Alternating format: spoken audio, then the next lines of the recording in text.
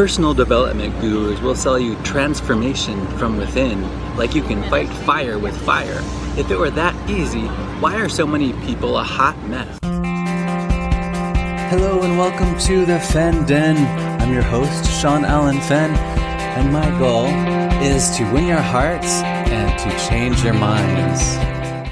If you guys have been following me for a while, you may have picked up on the fact that I'm really into self-improvement, improving myself, getting better.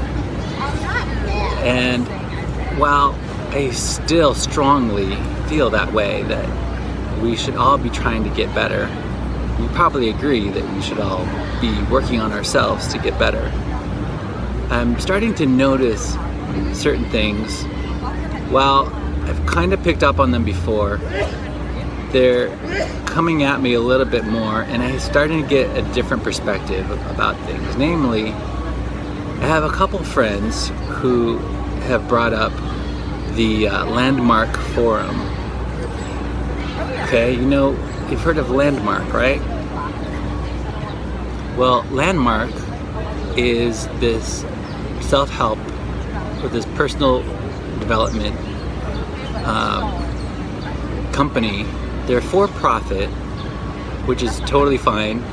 I don't mind that. I don't mind any of it, actually. They're for-profit, and they recruit people. And maybe you've had someone in your life mention it. They've mentioned Landmark, and you may have gotten the feeling that it's kind of a cult. And the reason that you might feel that way when you talk to someone who goes to Landmark is it actually has the same traits as a cult and as a religion does, which makes me wonder why people are paying for something that they can get for free. In other words, it's really expensive, and it's an investment in yourself. I believe that you should invest in yourself, right? I personally have invested a lot of money in myself, and I'm currently in a really interesting transitional period of my life. And if I can be totally transparent with you guys, I have gone through a while back. I went through Grant Cardone's ambassador program, and while it was very helpful and I did learn a lot, it just wasn't totally effective for me.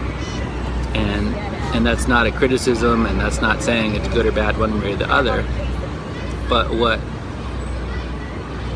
I'll talk about that a little bit more going forward. But what I want to bring to your attention is something called survivorship bias, where people tend to get their information and get the story from the successes.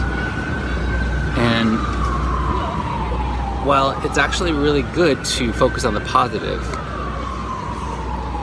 the danger about just simply focusing on the positive, though, is you run into survivorship bias. And it's getting bright out here. I'm going to put on my glasses. I hope that doesn't put anyone off. But I'm just out here on this beautiful day in New York City at Union Square Park, and you can hear the sirens and the people. It's beautiful. The natures, the birds, the natures, the natures. You can hear the natures and the sirens. So anyway, survivorship bias is where you are just hearing the winners. You're just hearing about the winners, and you're not hearing anything from the loser's perspective. And I'm not using the word loser in a sort of bad connotation. I'm just saying people who something didn't work for, you should seriously consider what did not work for someone as well as what did. Okay, I can take off my sunglasses now, it's not so bright. I have a friend who I actually met through Grant Cardone's ambassador program that is now doing something else. And he signed up for this other program with this, I won't mention any names, but this guy who teaches you how to be a consultant. And maybe you've seen his ads. The thing is, I think that's all he does. I don't know if he's actually a consultant for other things besides teaching people how to be a consultant. Totally fine, no criticism. It just made me wonder. I asked my friend, okay, have you ever talked to someone who it did not work for, because this guy charges a lot. Again, it's totally fine. Charge as much as you want. People buy it, and people are getting value from it. Totally cool. But I asked my friend, have you talked to people who it did not work for? And of course, he said, no, I only want to hear the positive. And it's healthy to be positive, have a positive mindset, but it's important not to get duped. You know, not get ripped off. And it's not that everyone's going to rip you off, because I don't believe that everyone's out there rip you off. Clearly, I don't believe that. The thing is, though, I ran into someone else recently. I met someone else who was also talking about his mentor this, his mentor that. Cool guy. And he actually gave me some really good ideas for my business. But right away, I knew who he was talking about when he said his mentor, because he said how much he charged, and I said, is it so-and-so? He's like, yeah, that's who it is. So I'm just interested in following up with this guy to see how it works out for him. Following up with these guys to see how it works out for them. Yeah, so I do believe that it is important to invest in yourself and to learn from people who are doing what you want to do. And however much they charge, you should pay it. But just be well informed.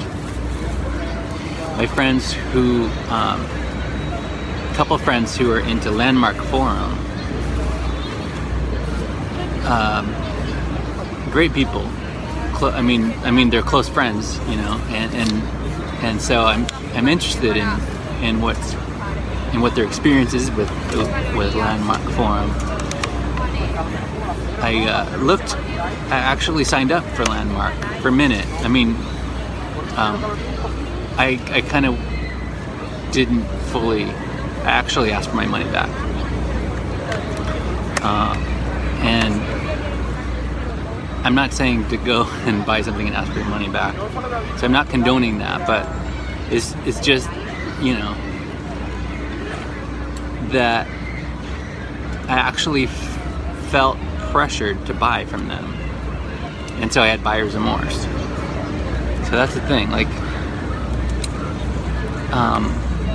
I know hard selling makes people really uncomfortable sometimes. And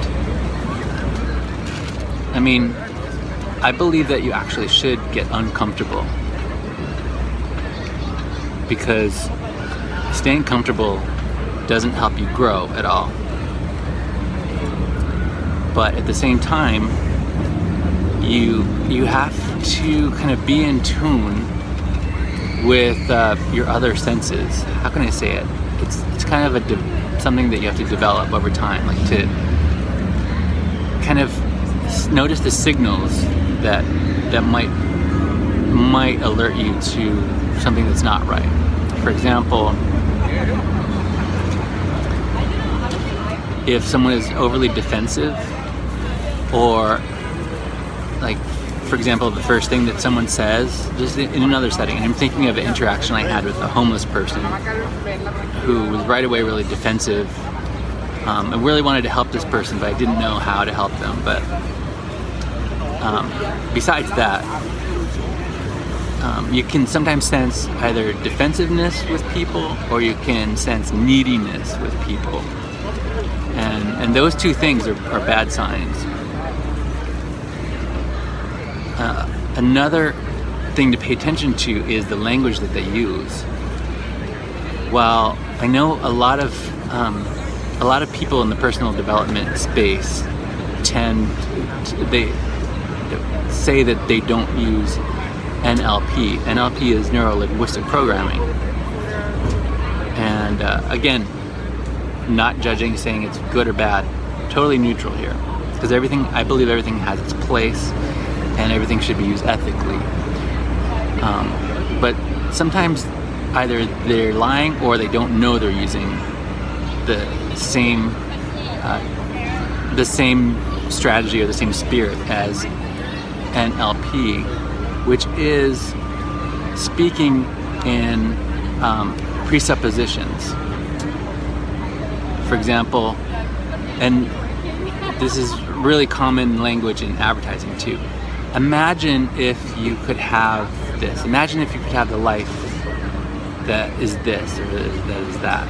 Imagine this. Imagine being that. And then you'll start to hear hypnotic language. Hypnotic language is like, imagine being at the center of your space, where your space is your sacred space, and your space is no longer the center, but now you are the center, and you feel the center, and you are the center, and now the universe will allow you to become who you are, blah, blah, blah.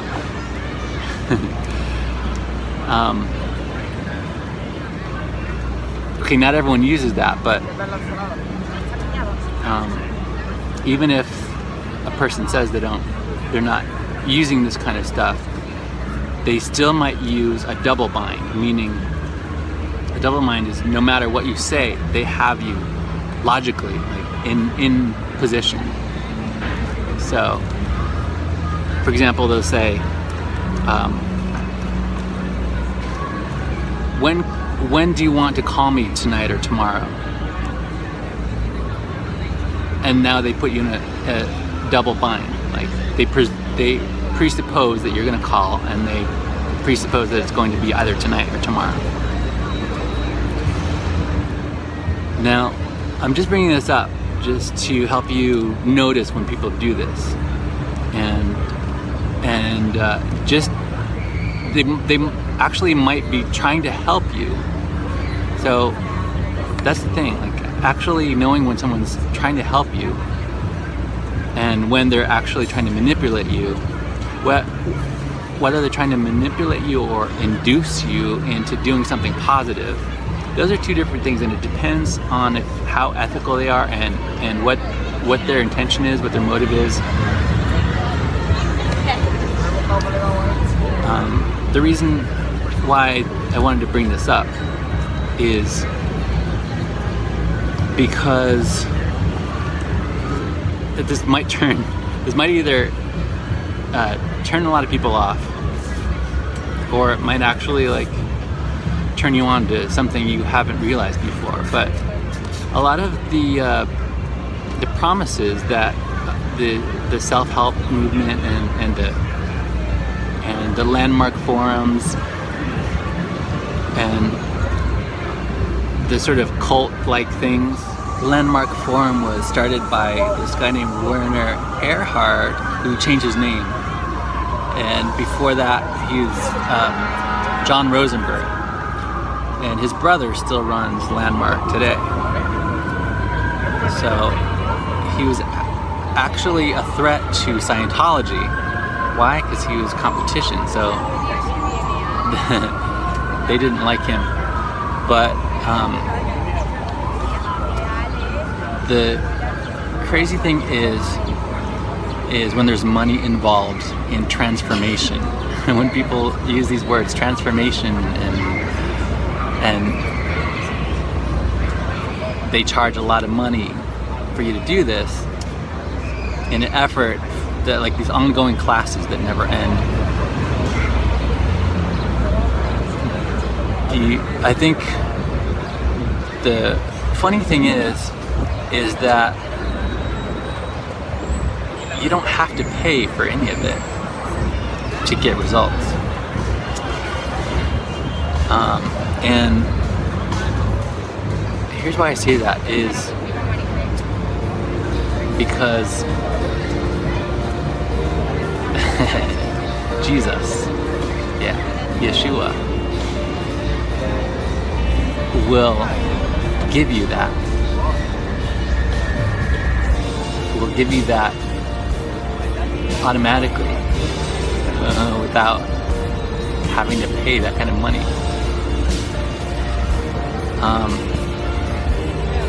So yeah, I didn't originally anticipate this to be totally about that, but it is. So I want to put that out there because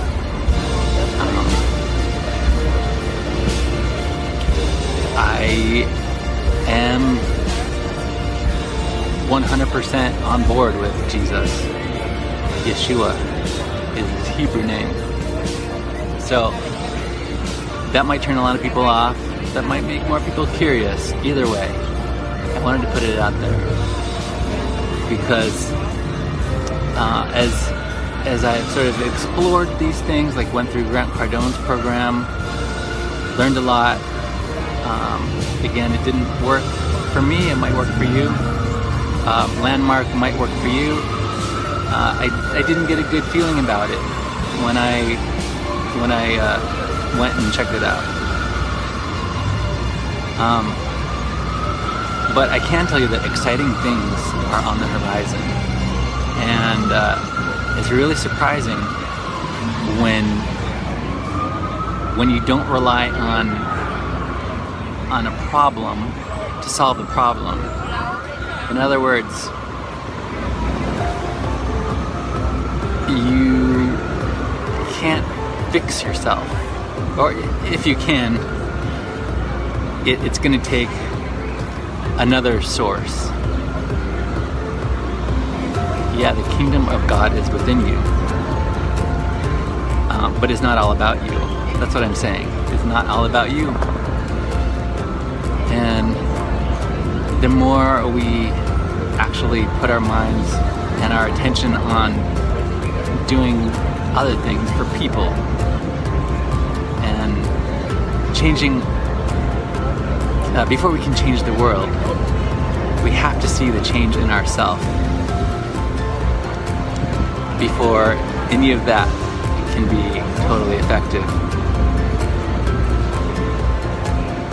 And I'm putting it out there that I'm sharing my journey with you on that. And I'm not going to make this episode about business or entrepreneurial sort of things, or not even, I don't want even you to take away that I'm criticizing anything from the self-help people, or because I think they do offer a lot of good information that when it's right on, it's right on. And that is that we actually do have beliefs that limit us. There are actually limiting beliefs. And there are actually stories that are not our own that other people have told us, like parents and teachers and society.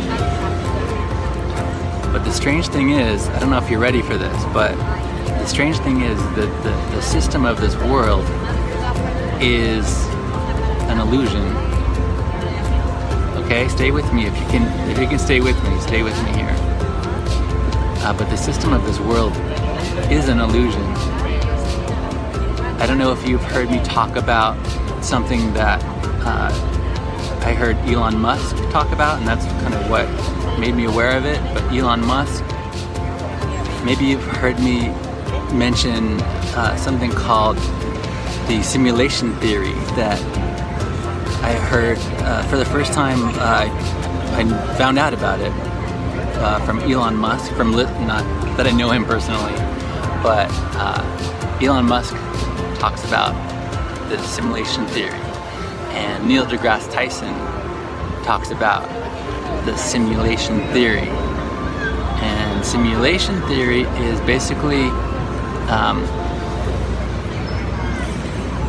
what is after string theory, and it's I don't know if I'll do it justice, but it is the possibility that we're living in a simulation upon a simulation. On a quantum level, every particle is the same species. It's identical. Their particles are identical, and you know that in quantum physics, a photon or light can be a wave or a particle. And when it's a particle, they're identical. It's really weird. I can't go down that road on this podcast. I don't want to go down that road too much here,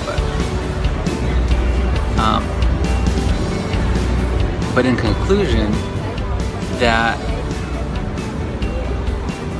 there are people that believe that everything is one, that we are all one, and everything is interconnected. And these ideas are ways of interpreting that understanding that everything is one, everything is interconnected. Okay? And now, I said I wouldn't talk about business or entrepreneurial stuff, but just to mention this, like when you're thinking about digital marketing, people tend to isolate their website being separate from social media and thinking of things separately like this. When everything is interconnected, everything is an ecosystem in life and business and in nature. So you can pay attention to how nature operates and how everything is connected, and notice the systems.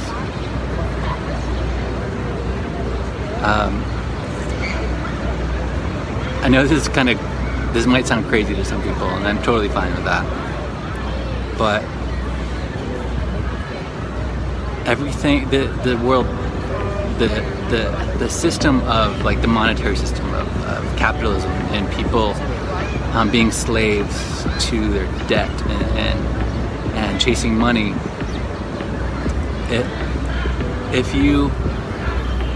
If you are in debt, or if you're chasing money, you're a slave to money.